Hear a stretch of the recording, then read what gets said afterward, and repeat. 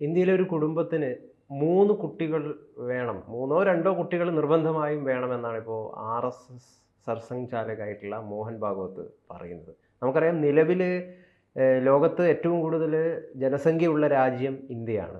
പക്ഷേ ഇതേ സമയം ഇന്ത്യയിലെ ജനസംഖ്യ വർധനവിൽ വളരെ വലിയ രീതിയിലുള്ള ഇടിവ് സംഭവിക്കുന്നുണ്ടെന്നും ചില റിപ്പോർട്ടുകൾ സൂചിപ്പിക്കുന്നുണ്ട്. മോഹൻ ഭാഗവതും അതേ രീതിയിലുള്ള പ്രതിസന്ധി ഇന്ത്യയിൽ നേരിടുന്നുണ്ട്. അതിൻ്റെ ഭാഗമായിട്ട് രാജ്യത്തിൻ്റെ വലിയൊരു വളർച്ചയ്ക്ക് വേണ്ടിയിട്ട് 3 കുട്ടികളെങ്കിലും 3ഓ 2ഓ കുട്ടികളെങ്കിലും നിർബന്ധമായും ഒരു കുടുംബത്തിന് വേണമെന്നാണ് അദ്ദേഹം പറയുന്നത്.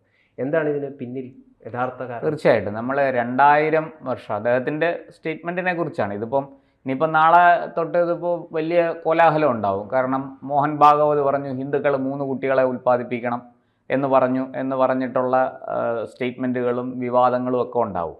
അതൊന്നുമല്ല, അദ്ദേഹം പറയുന്നത് വളരെ വ്യക്തമാണ്. അദ്ദേഹത്തിന് ഇതിനകത്ത് ജാതിയോ മതമോ വർഗമോ ഒന്നും കലർത്തിയല്ല അദ്ദേഹം ഇത് പറഞ്ഞത്. എവിടെയും ഹിന്ദു ആണെന്ന് അതെ, ഒരിടത്തും അങ്ങനെയൊന്നും പറഞ്ഞിട്ടില്ല. അദ്ദേഹം മൊത്തത്തിലുള്ള രാജ്യത്തെ ജനസംഖ്യാ വർധനവിനെ കുറിച്ചാണ് അദ്ദേഹം പറയുന്നത്. അതായത് 2000 ആണ്ടിലാണ് നമ്മൾ ഈ കാര്യത്തിൽ ഒരു തീരുമാനമെടുത്തത്.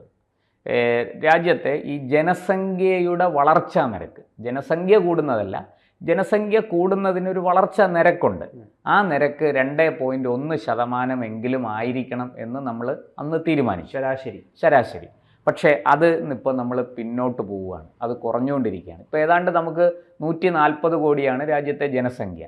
പക്ഷേ ഈ 140 കോടിയിൽ നിന്ന് നമ്മൾ താഴേക്ക് വളരെ വൈകാതെ താഴേക്ക് പോകും എന്നാണ് ഇപ്പോഴത്തെ കണക്കുകൾ സൂചിപ്പിക്കുന്നത്. അത് നമുക്ക് ദോഷം ചെയ്യും എന്നാണ് ഇദ്ദേഹം RSSൻ്റെ സർസംഘചാലക് ശ്രീ മോഹൻ ഭാഗവത് ചൂണ്ടിക്കാണിക്കുന്നത്. അദ്ദേഹം അതിലൊരു ഉത്കണ്ഠ രേഖപ്പെടുത്തിയിട്ടാണ് അദ്ദേഹം അതിനെക്കുറിച്ച് പറയുന്നത്. ഇത് രാജ്യത്തിൻ്റെ ഭാവിക്ക് ദോഷം ചെയ്യും, വളർച്ചാ നിരക്ക് 2.1 താഴേക്ക് വരരുത്. അദ്ദേഹം പറയുന്നു, നമ്മൾ എന്താ പറയണ്ടേ, സമൂഹത്തിൻ്റെ തകർച്ച ഉറപ്പാണ്. ഈ 2.1 താഴേക്ക് പോയാൽ സമൂഹത്തെ നശിപ്പിക്കാൻ മറ്റ് ബാഹ്യശക്തികളുടെ ആവശ്യമില്ല. അതായത് ഇൻറ്റേർണലി നമ്മൾ തന്നെ സ്വയം ഇതിങ്ങനെ കുറഞ്ഞു വന്ന് നമ്മൾ നശിക്കും. ഈ നിരവധി ഭാഷകളും സമൂഹങ്ങളും ഇക്കാരണത്താൽ അവസാനിച്ചു. അതായത് നിരവധി ഭാഷകൾ സംസാരിച്ചുകൊണ്ടിരുന്ന ഒരു സമൂഹം, അവർ ഈ ജനസംഖ്യ വളർച്ചാ നിരക്ക് കുറഞ്ഞു തുടങ്ങി. പിന്നെ ജനസംഖ്യ കുറഞ്ഞ് പതുക്കെ അവർ ലോകത്തുനിന്ന് ഇല്ലാതായി, മാഞ്ഞു പോകുന്നത് പോലെ അവരങ്ങ് ഇല്ലാതായി. ഇത് പല സമൂഹങ്ങളും അങ്ങനെ ഇല്ലാതായിട്ടുണ്ട്. ഇത് അദ്ദേഹം ചൂണ്ടിക്കാണിക്കുന്നു. അതിൻ്റെ ഉദാഹരണങ്ങൾ നൽകിയാണ് അദ്ദേഹം പറയുന്നത്. നമ്മൾ വിസ്താര ഭയം കൊണ്ട് അങ്ങോട്ടേക്ക് പോകുന്നില്ല. തുടർന്ന് അദ്ദേഹം പറയുന്നു, ഈ 2000-ൽ നമ്മൾ ഇന്ത്യ ഗവൺമെൻറ് അടക്കം ചർച്ച ചെയ്ത് ഇത് നമ്മൾ 2.1 ജനസംഖ്യാ വളർച്ചാ നിരക്ക് നിലനിർത്തണം എന്ന് നമ്മൾ അന്ന് തീരുമാനിച്ചതാണ്. അതിനാണ് ഇപ്പോൾ ഒരു എന്താ പറയുക, ഒരു ഇടിവുണ്ടായിരിക്കുന്നത്. അതുകൊണ്ട് തീർച്ചയായിട്ടും ഇന്ത്യയിലെ ദമ്പതിമാർ 2ഓ 3ഓ കുട്ടികളെ വെച്ചെങ്കിലും ഉൽപ്പാദിപ്പിക്കണം, സന്താന നിയന്ത്രണം ഏർപ്പെടുത്തരുത് എന്ന് അദ്ദേഹം എല്ലാവരോടുമായിട്ടാണ് പറയുന്നത്. അദ്ദേഹം കേവലം ഏതെങ്കിലും ഒരു വിഭാഗത്തിൻ്റെ മാത്രം ഇതിലല്ല പറയുന്നത്. ഇതിപ്പോൾ ഇതേക്കുറിച്ച് നമുക്കൊരു കാര്യം പറയാം. ഇന്ന് ലോകത്തെ ഏറ്റവും കൂടുതൽ ചെറുപ്പക്കാരുള്ള ഒരു രാജ്യം ഇന്ത്യയാണ്. ചൈനയിൽ പോലും അതില്ല. ചൈനയിൽ വലിയ ജനസംഖ്യയൊക്കെ ഉണ്ട്, പക്ഷെ ചെറുപ്പക്കാരുടെ എണ്ണം ഇത്രയില്ല, അവിടെ കുറവാണ്. അതിന് തന്നെ വൺ ചൈൽഡ് പോളിസി എന്ന് പറയുന്ന ഒരു അതിലേക്ക് വരാം. അതിന് മുമ്പ് ഞാനിത് പറഞ്ഞ് ഒന്ന് തീർത്തോട്ടെ. അതായത് ചെറുപ്പക്കാരുടെ എണ്ണത്തേക്കാൾ കൂടുതൽ ഇപ്പോൾ അവിടെ വയസ്സായവരാണ് കൂടുതലുള്ളത്. ചെറുപ്പക്കാരുടെ എണ്ണം കുറഞ്ഞു. കാരണം ഇതാണ്, ഈ ജനസംഖ്യ വളർച്ചാ നിരക്കിലൊരു കുറവ് വന്നു. അപ്പോൾ നേരത്തെ ഉണ്ടായിരുന്ന ആൾക്കാർ അവിടെ അവർക്ക് പ്രായം കൂടി വരികയല്ലേ. പ്രായം കൂടി വരികയും ഇന്നത്തെ ഈ ആധുനിക സംവിധാനങ്ങളും സാങ്കേതിക വിദ്യയും ശാസ്ത്രത്തിൻ്റെ വളർച്ചയും നമ്മുടെ ചികിത്സാ രംഗത്ത് വന്നിരിക്കുന്ന നൂതനമായ സംവിധാനങ്ങളും ഒപ്പം ഗവേഷണങ്ങളും ഒക്കെ മനുഷ്യനെ നിരവധി രോഗങ്ങളിൽ നിന്നും കൂടുതൽ കാലം പ്രതിരോധിച്ച് നിൽക്കാനുള്ള ശക്തി കൊടുത്തിരിക്കുന്നു. അതുകൊണ്ട് എന്താ പറ്റുന്നത്, ആൾക്കാർ വൃദ്ധാവസ്ഥയെ പ്രാപിച്ച ഒരു 60ഓ 70ഓ വയസ്സൊക്കെ കടന്നങ്ങോട്ട് പോവുകയാണ്. അവരുടെ എണ്ണം കൂടി, പക്ഷെ വളർച്ചാ നിരക്ക് കുറഞ്ഞപ്പോൾ ചെറുപ്പക്കാരുടെ എണ്ണം കുറഞ്ഞു. ഇതൊരു വലിയ വെല്ലുവിളിയാണ് ചൈനയിൽ. ഇനി പറയാം. ഞാൻ തന്നെ പറഞ്ഞത്, ചൈനയിലൊക്കെ ഒരു കാലഘട്ടത്തിൽ ഈ വൺ ചൈൽഡ് പോളിസി പോലുള്ള സംവിധാനങ്ങൾ ഗവൺമെന്റ് തന്നെ കൊണ്ടുവന്നിട്ടുണ്ടായിരുന്നു. 1979 അത്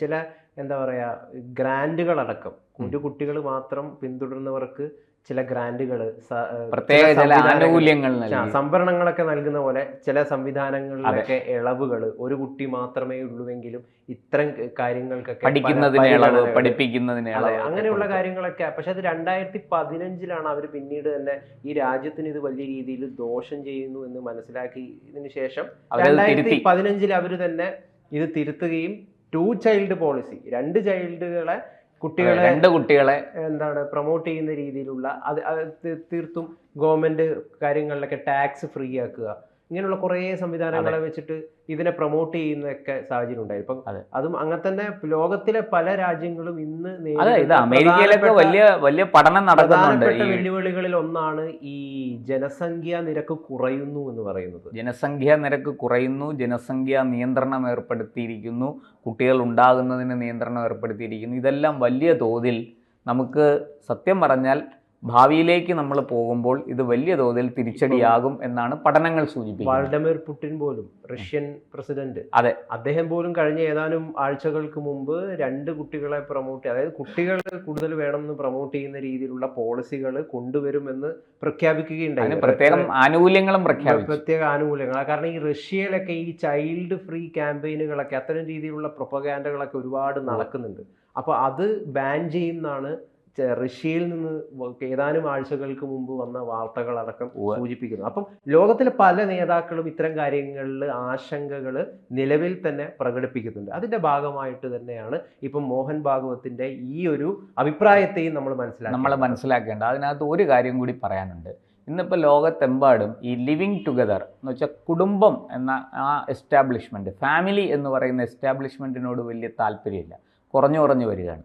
അതിന് പകരം എന്താ, ലിവിങ് ടുഗദർ, കുറച്ച് നാൾ ഒരുമിച്ച് താമസിച്ചു, പിന്നെ അത് കഴിഞ്ഞ് രണ്ടുപേർക്കും ഇഷ്ടപ്പെടുന്നില്ല, അവരവരുടെ പാട്ടിന് പിരിഞ്ഞുപോയി. പുരുഷൻ വേറൊരു സ്ത്രീയെ തേടി, സ്ത്രീ വേറൊരു പുരുഷനെ തേടി, ചില സ്ഥലങ്ങളിൽ പുരുഷൻ വേറൊരു പുരുഷനുമായിട്ട് ചേർന്ന് ജീവിക്കുന്നു, സ്ത്രീ വേറൊരു സ്ത്രീയായിട്ട് ചേർന്ന് ജീവിക്കുന്നു.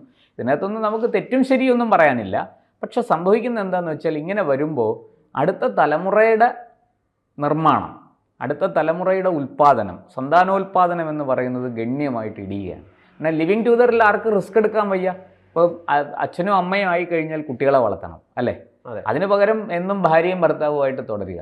അപ്പോൾ പിന്നെ റിസ്ക് ഇല്ല, എപ്പോൾ വേണമെങ്കിലും നമുക്ക് പിരിഞ്ഞു പോകാം. ഭാര്യയ്ക്ക് ഭാര്യയുടെ വഴി, ഭർത്താവിന് ഭർത്താവിൻ്റെ വഴി. പക്ഷേ അച്ഛനും അമ്മയായ അങ്ങനെ പിരിഞ്ഞു പോകാൻ പറ്റില്ല. കുട്ടികളുടെ കാര്യത്തിൽ ഒരു തീരുമാനം എടുക്കണം, കുട്ടികളെ നോക്കണം, അവരെ സംരക്ഷിക്കണം. ഇല്ലെങ്കിൽ അത് പല രാജ്യത്തും കുറ്റകൃത്യമാണ്. കുട്ടികളെ അങ്ങനെ തെരുവിൽ ഉപേക്ഷിച്ച് കളയാൻ പറ്റില്ല.